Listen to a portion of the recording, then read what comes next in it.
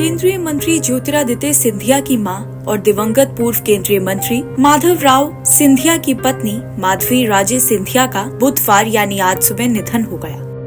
वे पहले 3 महीने से बीमार थी। उनका दिल्ली के एम्स में इलाज भी चल रहा था। माधवी राजे सिंधिया का ताल्लुक नेपाल राजघराने से रहा है। शादी से पहले उनका नाम किरण राजलक्ष्मी देवी था। माधव राज से विवाह के बाद मराठी परंपरा के तहत नाम बदलकर माधवी राजे सिंधिया हो गया था। 70 वर्षीय माधवी राजे लंबे समय से बीमार थी। माधवी राजे सिंधिया मूलतः नेपाल की रहने वाली है। उनका परिवार वहां के राजघराने से जुड़ा हुआ है।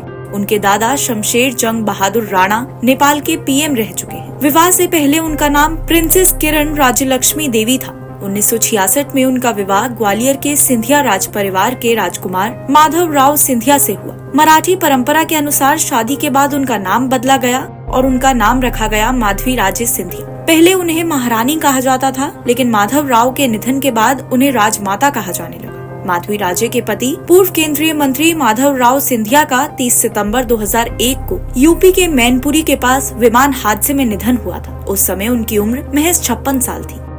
चुनाव प्रचार जब शबाब पर था, तब ज्योतिरादित्य और उनके बेटे महाआर्यमान जहां गुना शिवपुरी के प्रचार कर रहे थे, तब ज्योतिरादित्य की पत्नी प्रियदर्शनी राजे दिल्ली लौट आई थी। उन्होंने अधिकांश समय राजमाता के साथ बिताया। खुद प्रियदर्शनी राजे का जन्म गायकवाड़ मराठा राजघराने में हुआ।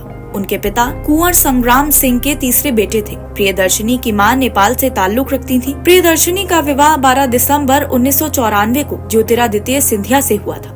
माधवराव सिंधिया की मौत के बाद ज्योतिरादित्य महल के साथ साथ अपने पिता की राजनैतिक विरासत भी संभाल रहे हैं। माधवी और माधवराव का रिश्ता ग्वालियर राजघराने की राजमाता विजया राजे सिंधिया ने तय किया था। साल 1966 में माधवी राजे की शादी माधवराव सिंधिया से हुई थी। ये उस दौर की एक शादी थी जिसकी खूब चर्चा हुई थी। जानकारी के अनुसार ये शादी दिल्ली में हुई थी। ग्वालियर के लोग बारात में शामिल हों, इसके लिए एक स्पेशल ट्रेन भी चलवाई गई थी, जिसमें देश विदेश के मेहमान शामिल हुए थे। माधवराव सिंधिया के निधन के बाद माधवी राजे के राजनीति में आने के कयास भी लगते रहे। माना जा रहा था कि वे साल 2004 के लोकसभा चुनाव में ग्वालियर चुनावी मैदान में उतर सकती हैं, लेकिन माधवी राजे ने खुद को राजनीति से दूर ही रखा। अपने पति माधवराव सिंधिया की राजनीतिक विरासत बेटे ज्योतिरादित्य सिंधिया के लिए छोड़ दी। मार्च 2020 में सिंधिया के भाजपा में जाने की अटकलें लग रही थी, तब वे कांग्रेस में पिता की विरासत छोड़कर जाने में संकोच कर रहे थे। इस दौरान माधवी राजे ने मार्गदर्शक बनकर